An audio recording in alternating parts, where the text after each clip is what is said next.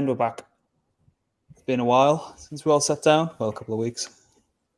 Welcome back. Good morning.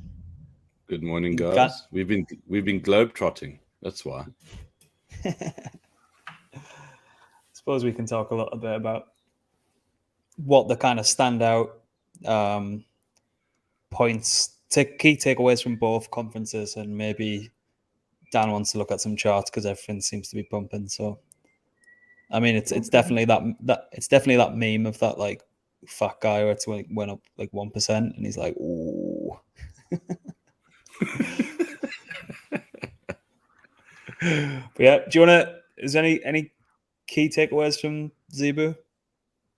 Yeah, I think there's a lot to be said for smaller conferences. I mean, I definitely felt the FOMO of not being in Singapore with you, I must admit. But smaller conferences allow for, I think, more productive interaction. So I really enjoyed that. I felt that we got some really good traction from the meetings that we had with people at Zebu. The overriding aspect for me were two things. I don't know about it from Dan's perspective, but for me was, just the importance of obviously liquidity, obviously, but just how important stable coins are going to land up being in this space. We've chatted about it extensively, on our streams. I mean, we know what your feelings are around it, Grant. You're very certain that it's going to be the number one market cap entity in the market. And then the other thing is, don't underestimate, the value, or rather the importance that NFTs are going to play, in terms of the everyday stuff. I must admit, I'm still quite ignorant around NFTs, but my interest is definitely peaked, and I'm going out of my way now to learn more, as opposed to just pretty JPEGs and, speculation around that. I think the real use case of NFTs and where they're going to fit into everything is going to be really interesting going forward. Dan, your thoughts on Zebu? Yeah, I will pretty much back up what you said there. Like, NFTs do actually have a massive use case, and the further we go through like these different cycles, the more we'll see the creativity come from it. And one thing that I'd always said when I first saw NFTs come out is they will have a real world application. I think they're going to have a huge application to the antiques world, where, if an NFT is a digital representation or like a digital identity of something, it makes sense that, let's say, the Mona Lisa will have that but digitized. So there is 100% factual proof that this is what it kind of like actually is. I think there'll be a huge use case there. Probably one of the other biggest things that I actually took away from the conference is there is so much big, like, giga brain stuff out there that it's almost, a lot of people are almost too early to some of these ideas and concepts. And what they're doing is they're building all this really cool tech with these really cool ideas, trying to solve these really big problems, but they're forgetting that they're going to have to somehow create mass adoption around it, right? So you can't have these big giga brain things without a community or without people trying to like understand it. So I think what these companies need to do is they need to keep doing what they're doing and developing the cool shit, but then also focus on the community aspect, because if you don't have a community, then no one's going to like really buy into these really big, like, computational programs or these like environmentally friendly projects that are coming out. Great ideas, but they need the community. That's probably the biggest thing I took away from it.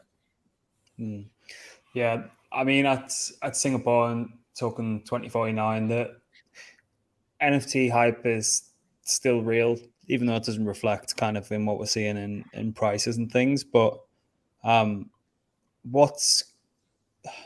I think NFTs just had their 2017, 2018 moment, or probably even earlier, if I'm honest.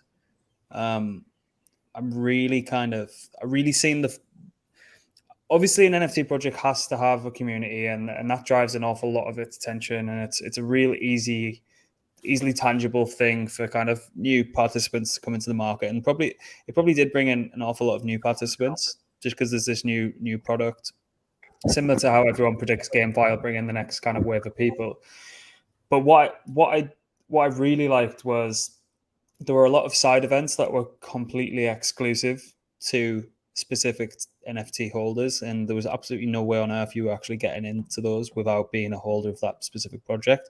And we probably haven't seen the full extent of that because of COVID over the past couple of years, and now kind of borders are open up to travel and things like that. More people are working remotely, and I just think that whole thing will, like that exclusivity badge thing, will really play its part.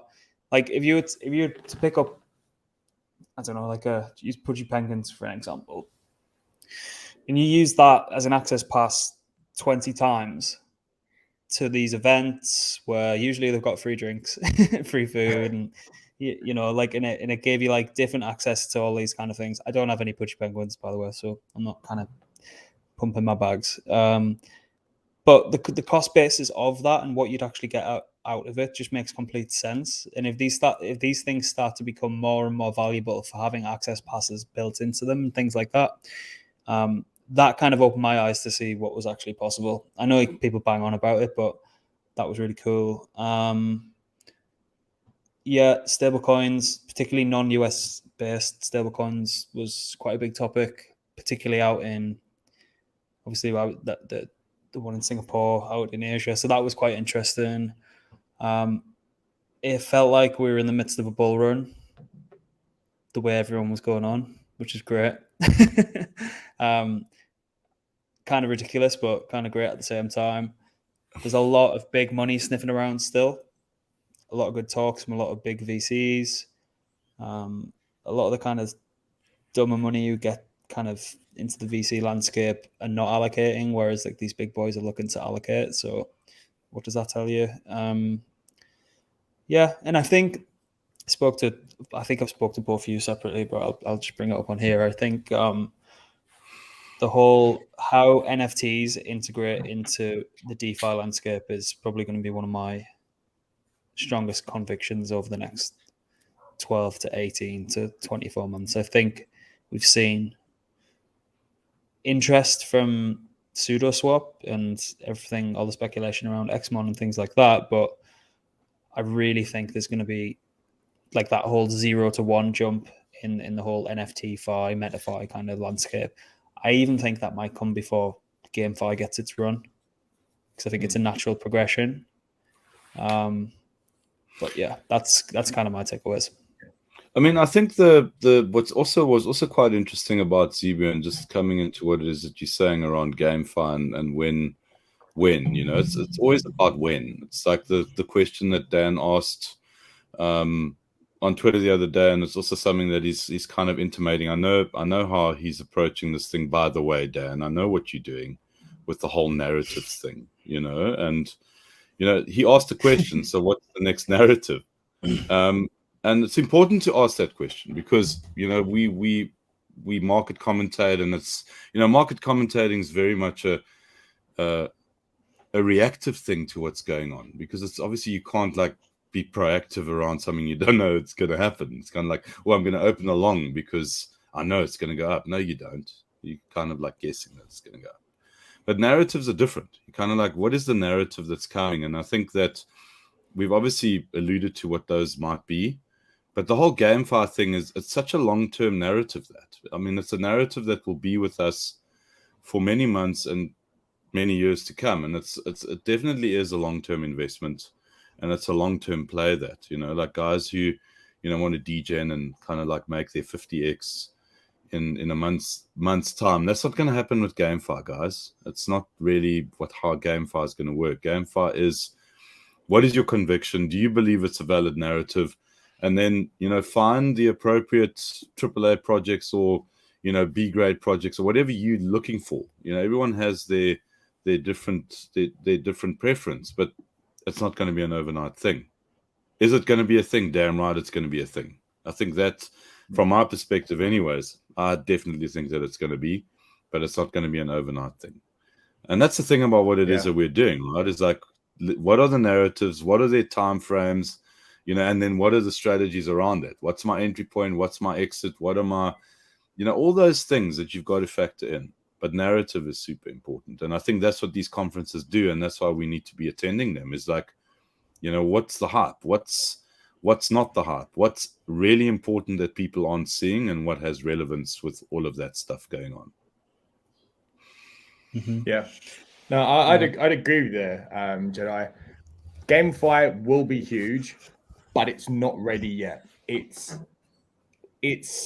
We had that big bull run where people thought it was going to explode, but they're building. Like, I think I brought it up before. How long has it taken them to build and make Grand Theft Auto 6? How many years has that been in development since like GTA 5, right? A AAA game takes a hell of a long time. Even with some of the ones that I won't name names, but some of the ones that are in development now, you know, they're not going to actually be in development. They're going to be in development for another 2 or 3 years. So to invest now in GameFi, you'd need to have a very, very long approach. And given that we're in a bear market, is that the smartest thing to do? Probably not right now. But what we are seeing, and I've just pulled it up so I remembered, you've got Disney have been hiring very aggressively for NFTs and DeFi. Apple obviously put that 30% like taxation on NFTs in like their actual marketplace. You've got Epic Games, and I've always thought that they're going to be one of the leaders from a couple of years ago, because what Epic Games and Tencent have always been trying to do is create an actual metaverse. And it seems like Epic Games are the ones that potentially are going to lead it. They've taken on 3 or 4 different games. Again, I won't mention too many names on it, but that's good to see. We brought this up last week, Jedi. Dating in the metaverse. That's becoming a thing now. That's becoming a thing, dude. You know, I mean, that's something that you get very excited about. Yeah. Dan's right hand gets excited about it. What's that old? Hello, Pamela. No, joking.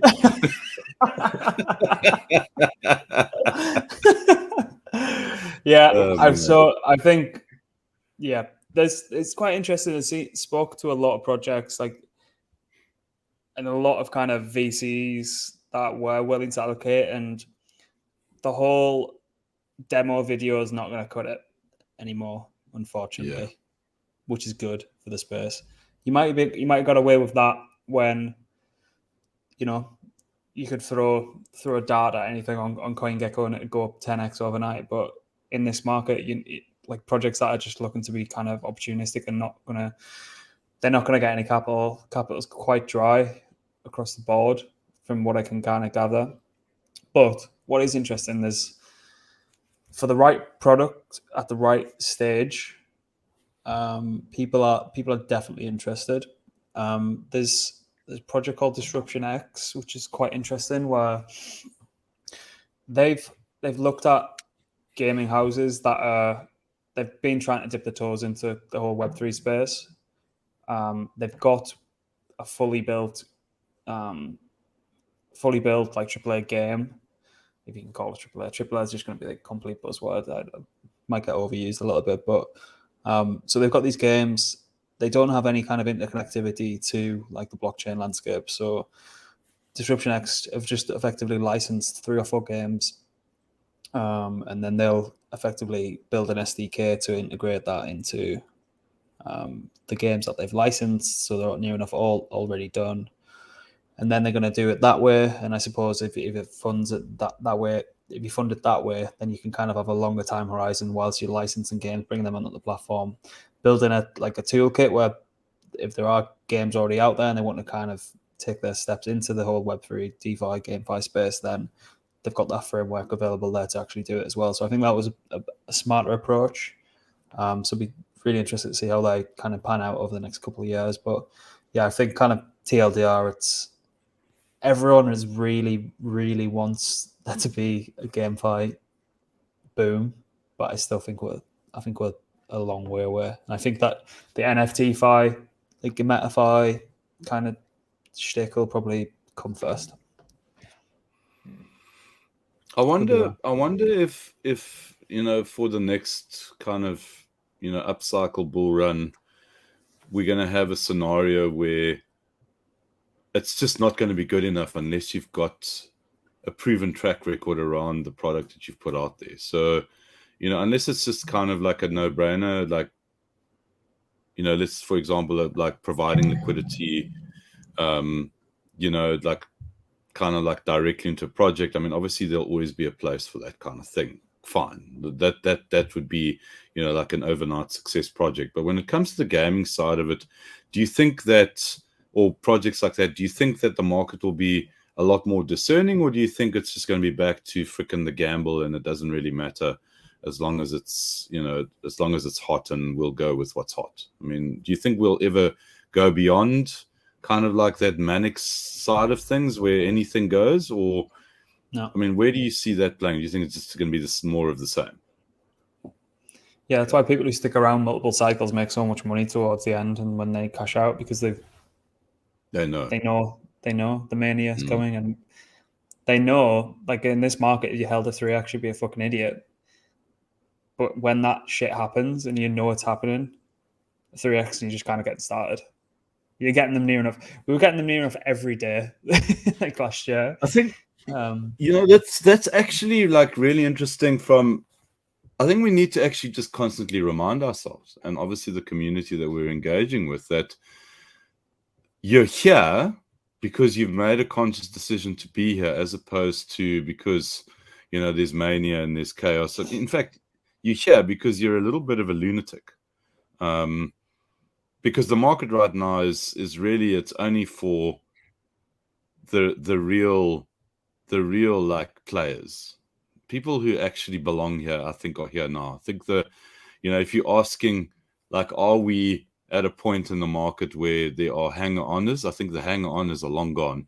I think who's left now are the legit players. And we need to remind all of the legit players, guys, know what it takes and don't be scared to take profits, because there will be another opportunity, and hopefully a lot of you are going to land up making it, you know.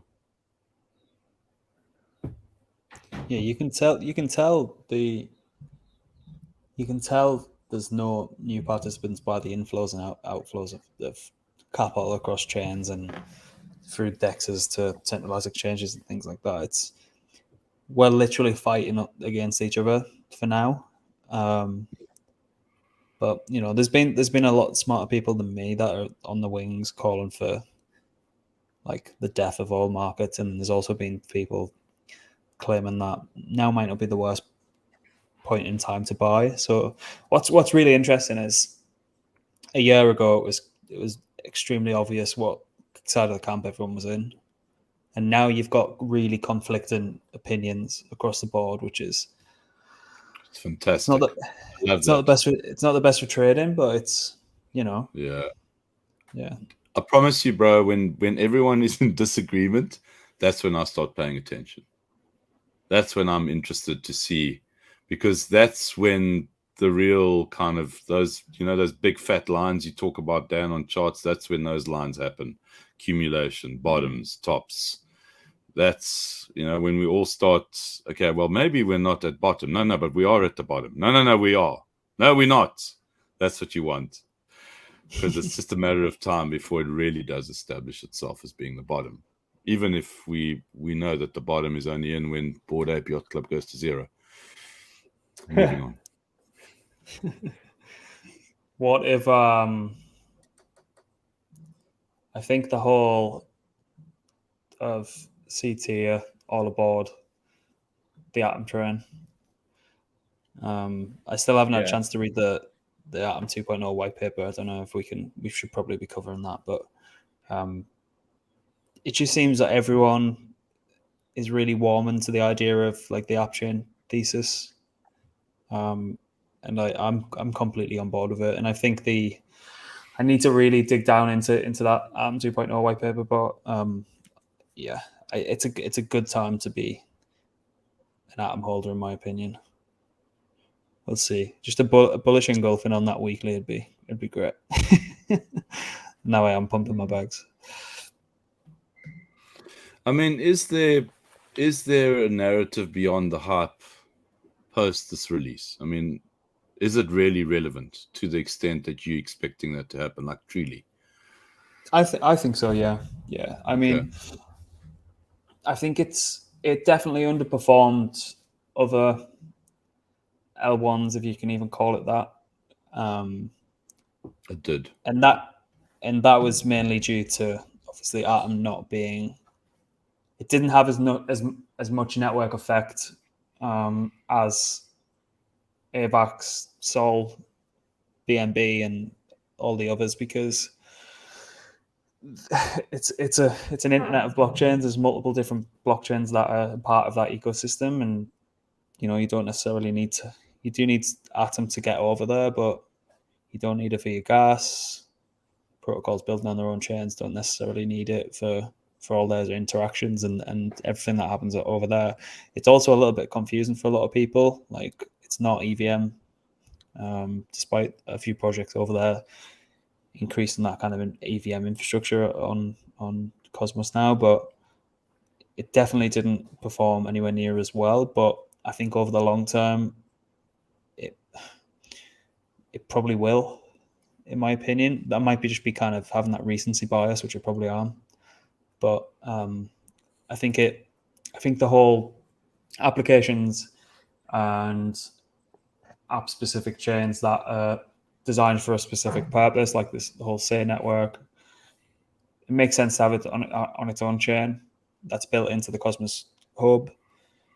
You don't exactly want a fucking Bored Ape mint happening at the same time that Say network's trying to liquidate 1,000 traders all at once. Do you know what I mean? It's the idea that we'll just have like a one monolithic chain that supports all applications. I could be wrong, but it just seems a little bit silly.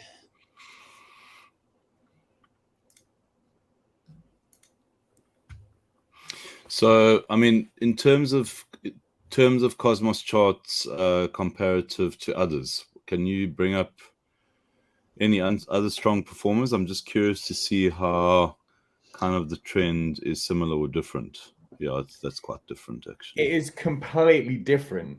If you look at the Atom chart, you can kind of see since June, and you might have seen it on like Twitter, but more and more big money baller players were aping into Atom ahead of obviously the conference, and then ahead of things like the liquid staking, etc.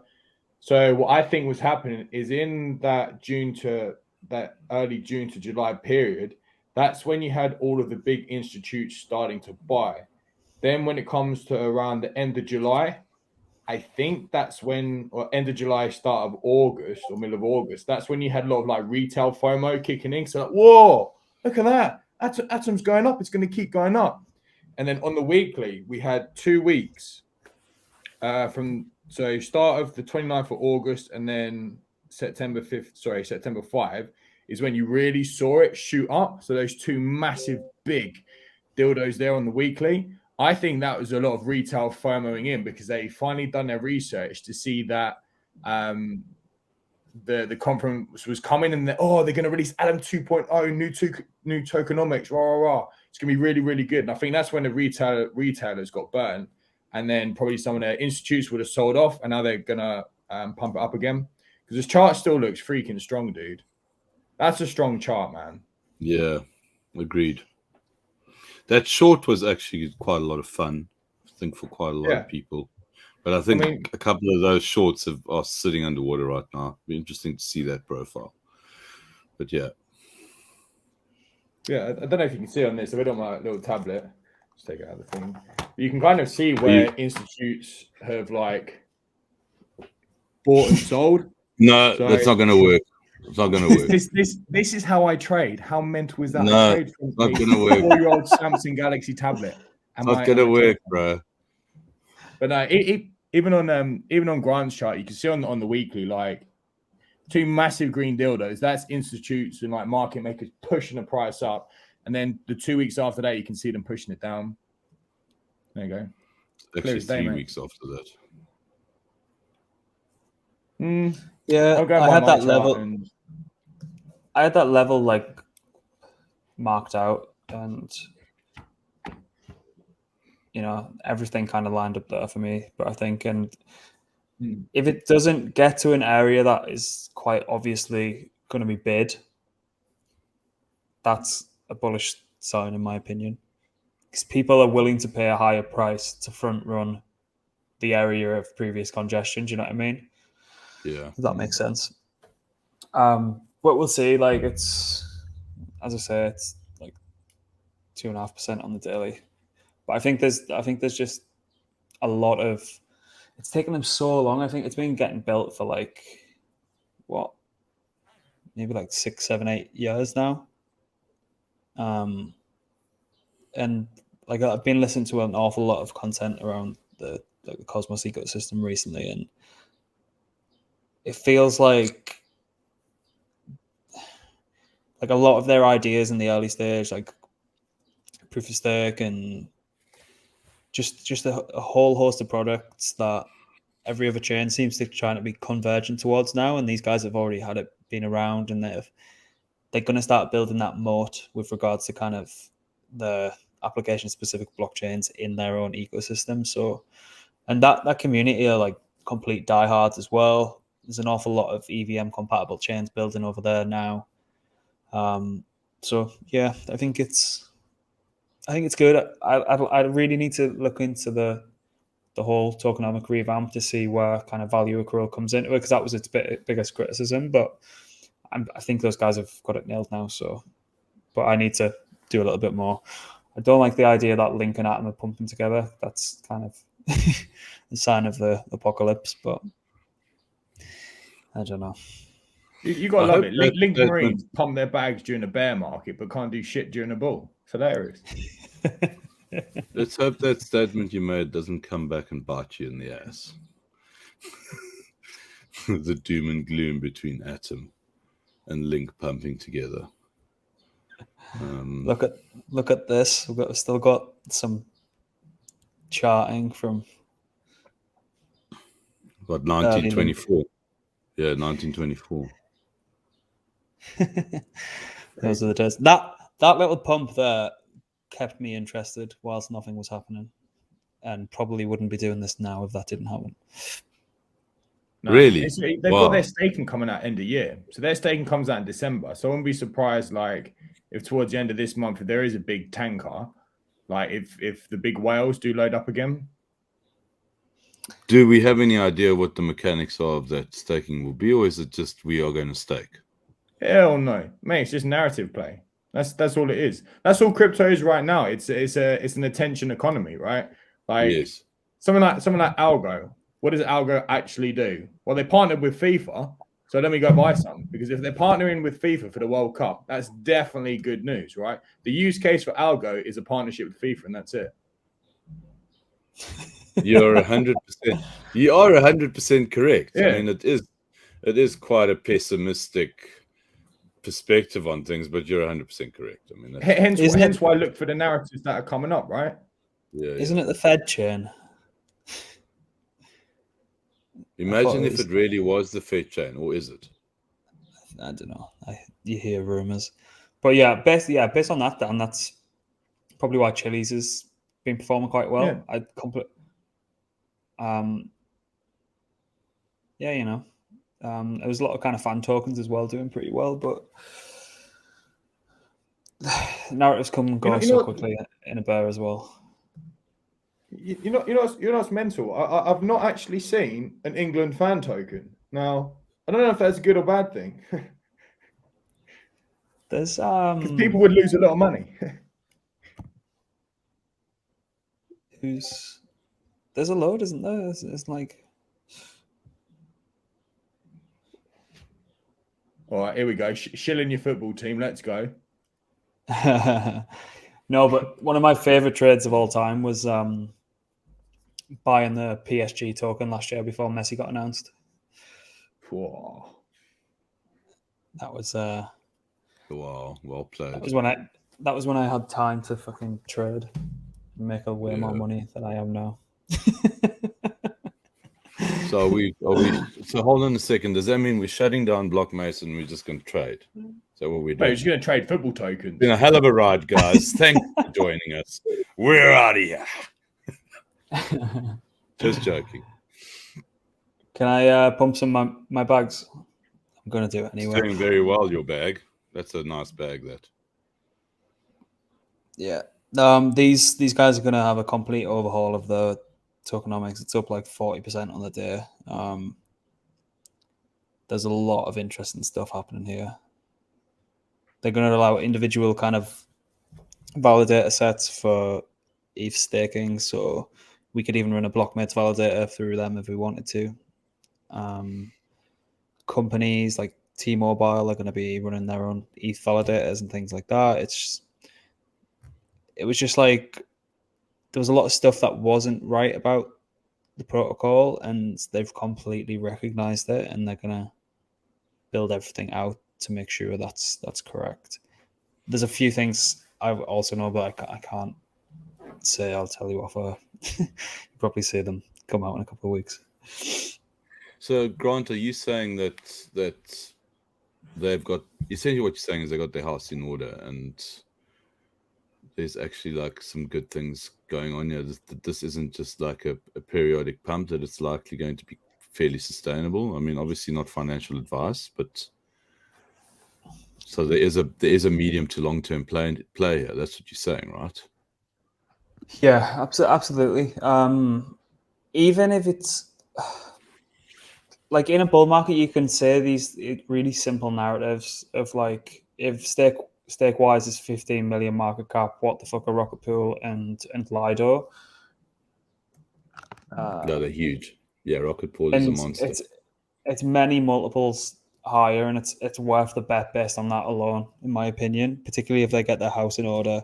Particularly if we start seeing more censorship of Ethereum. These guys are going to be completely decentralized. They've got their philosophy and their ethos in the right place when it comes to that kind of shit that we're seeing on Beacon Chain at the minute. So I like it. I also like it because I've got a bag, so don't take that as any kind of financial advice or anything. But well, right now, sir, if you're going to be holding a bag of something, there's got to be some certain degree of conviction, especially if it's a bag that you've engaged with quite recently. So I'm listening and I'm paying attention. Thanks for telling me this on air, by the way, and not Plus, filthy bastard. Send it. But if you also look at, so this is something else you can do, because that's a bottomed out dead chart. There's a massive big green dildo. Now, what I like to do with stuff like this, and this is where I found a couple of recent ones, is if you just go look at the transactions right now. So if you look at the latest one who aped the top, so that's 11.5 ETH.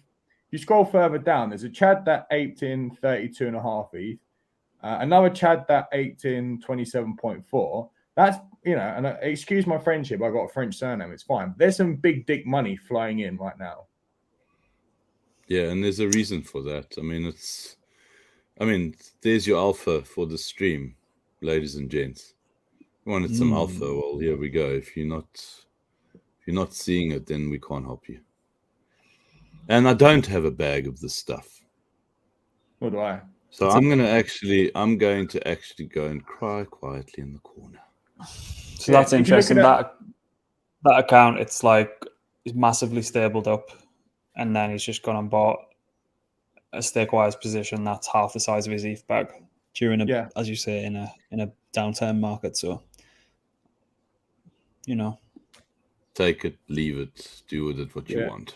There's a couple of fresh wallets as well that I've just aped in as well. So I just funded from Binance and just absolutely aped in. But some of those big wallets now. And from the shitcoin world, what does that mean for those uninitiated? Insiders. Somebody knows something and doesn't want to be tracked. Yeah.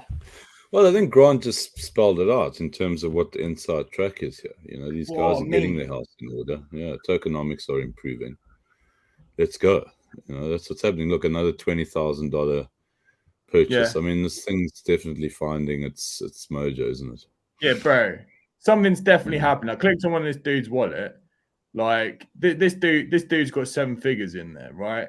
He's got a fat. I'm not going to do numbers. He's got a fat stack of SWISE. Now this is where I would now start to get interest. And this is where I found another one recently. But so this guy's got SWISE. He's also got Rail and Govy. I've never heard of Rail or Govy, but that would make me want to be like, oh, okay, so if this Chad's got 7 figures, he's got Rail and Govy. What the hell are they? Let's have a little nosy. Oh, this is exciting, isn't it? Mate, this is actual real. This is live alpha hunting on air, ladies and gentlemen. This is ridiculous. What's So the what other is one, this Gubby? thing? What is Braille? I'm It just looks like red to me. rug. No jokes. I don't actually know. What an interesting chart. What a horrendous chart. What a horrendous chart, yeah. He looks like he's a community member. Yeah, we've all made dodgy decisions. I think this might have been one of his. Yeah. Dude, look at the pain and suffering. That chart's just been down only except for that one period. Yeah. This was another. Oh, fuck's sake. I really need to go and buy some of this. Well, you've been telling yourself this for the last 12 hours. Yeah. So this is HXRO. They've just been released, a Cosmos project. Really, really interesting. A lot of the big cosmonaut freaks. I mean that in an endearing term. They talk really, really highly about this. I really like cross-chain, any chain, one click. It's like, yes, this screams all the right words to me. Didn't necessarily like the distribution of tokens, but short term could be all right. So I need to make sure I buy some before this goes out. What's the market cap though? I saw 840 million. What is that? Yeah, I don't think that's correct. I'd never used Deck Screener as gospel, if I'm honest. How old is this protocol? When was it launched? I think they launched on ETH not too long ago, but so that's the liquidity on Osmosis. Okay. I don't think it was.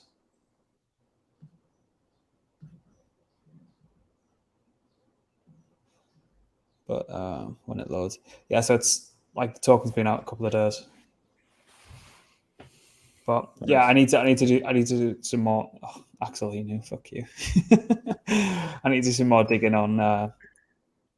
It's not something I'm probably going to hold long term anyway, depending on what I find when I do a little bit more digging. But we'll see. Yeah, it doesn't even have 14 days data from CoinGecko. So imagine this thing in a bull market. Good lord. Oh god, I know. It wouldn't have had those red days. Just wouldn't. Yeah. Is there any others you guys are looking at? You've mentioned something around, I think, was it Interswap? What's the story with those guys? It's a new project, right? Yeah, they'll be launching a fully permissionless cross-chain AMM built on top of Layer 0. Similar to a Stargate, but Stargate is primarily focused on native asset bridging, if you will. So like getting native AVAX onto Ethereum and getting Ethereum onto Avalanche non-wrapped and things like that. So these Interswap are going to take a step further and just effectively have unified pools on any chain that, depending on what destination and what start chain you're on, you could effectively trade in and out of. So that's really interesting. Met them in over here a couple of weeks back at a conference that happened locally to me, and then yeah, I'd pay some extreme attention to what's happening on top of Layer 0 because I was at the after event with them and Ribbon. Yeah, they're really good guys, and they've got a really, really good product. So I think we'll see a whole lot of shit get built over there in the coming weeks. So that'll be interesting. And if this keeps going up, I'm going to have to end the stream and go and buy some. Yeah, FOMO in the top. So Interswap's one of those. I mean, what other Layer Zeros? I mean, what other kind of similar products are there in the market at the moment, or are there? It's the first of its kind. Suppose you could say 4chain, really. Suppose you could say yeah, there isn't many, to be honest. Okay. It's like there is with like if you could actually call signups or multi-chain, if you wanted to call them a DEX, then that's okay, but you're not getting the native asset swaps. You're getting a wrapped version, and a wrapped asset is only as good as the contract that it's the native tokens actually deposited in, and it's also only as good as the actual bridge it's built upon. Whereas Layer Zero is more of a messaging platform. So yeah, I mean, look, Alameda don't go buy fucking all of the tokens at auction, all of the tokens at listing, and then proceed to go and buy some quite more recently. That network will be huge, and I can imagine. I mean, that's only for Stargate, and I can imagine there will be speculation around the whole Layer Zero token soon as well. Probably early next year, we might see something. I don't know, but so that's effectively another narrative that's coming into effect here. You're making notes, Dan. I'm just trying to help you with your research, sir. Yeah.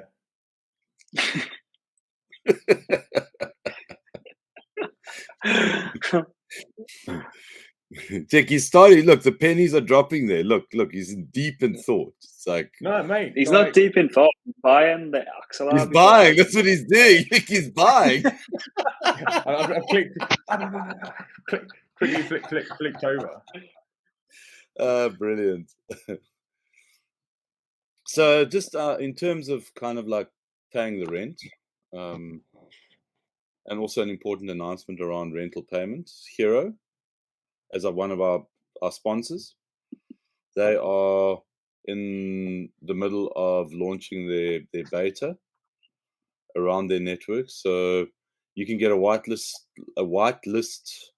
position or a whitelist spot for the beta. And I just can't actually like express enough how valuable the whitelist for this thing could potentially be. You know, they're going to mint an NFT, which will essentially give you a status of an immortal status within the community, which means that you can take that NFT, you can stake it in a vault that will be specific to the immortals on that whitelist, and you will land up earning yield just purely because you got a whitelist, bro. Like, you know, like when we first started engaging with Hero around tokenomics and incentives around this project, like one of the things that these guys wanted to do was to really give back to the community and create this environment where the community was rewarded for, you know, this entire thing. You know, like you spoke about, Dan, you spoke about how, you know, we go to this conference, you see all these amazing like gigabrain projects and brilliant ideas that could fundamentally change the landscape of whatever field these guys are operating in. But the most important aspect of what they're doing is to actually have a supportive community. And that's what Hero are doing. You know, they're like recognizing we need community, we need support beyond just a bunch of degens coming and you know, placing their bets on our platform.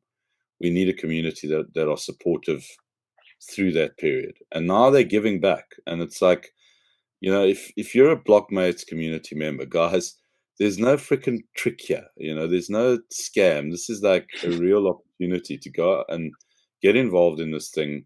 And it's not going to land up costing you money, you know, like, I mean, obviously there's the chance that you're going to go and freaking be a degen and lose your money, but that's, you know, that's something that you need to manage accordingly. But from a real kind of airdrop whitelist thing, this is the easiest whitelist you will ever get.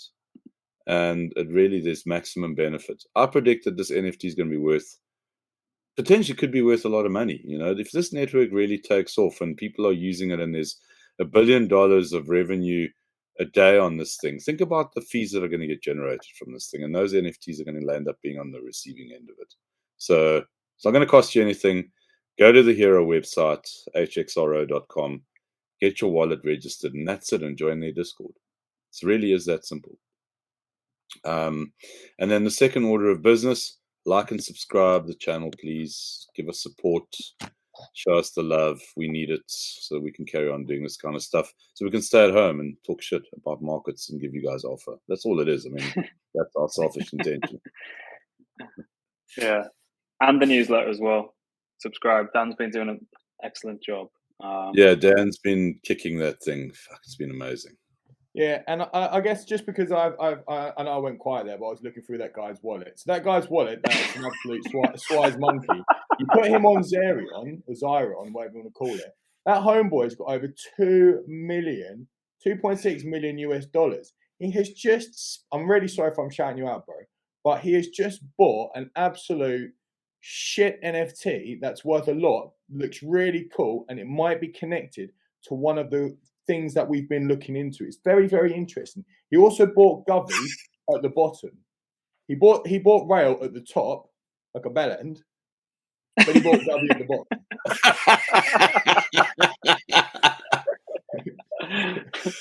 bottom. Brilliant. Thanks for that hugely insightful perspective, sir. Always a pleasure. Cool. Anything else? I think that's it from me. I'm back to back until midnight, so yeah. Cool. Thanks. Appreciate you guys. Appreciate the time. Take it easy. Stay safe. All right. Take it easy. Don't DJing too hard, guys.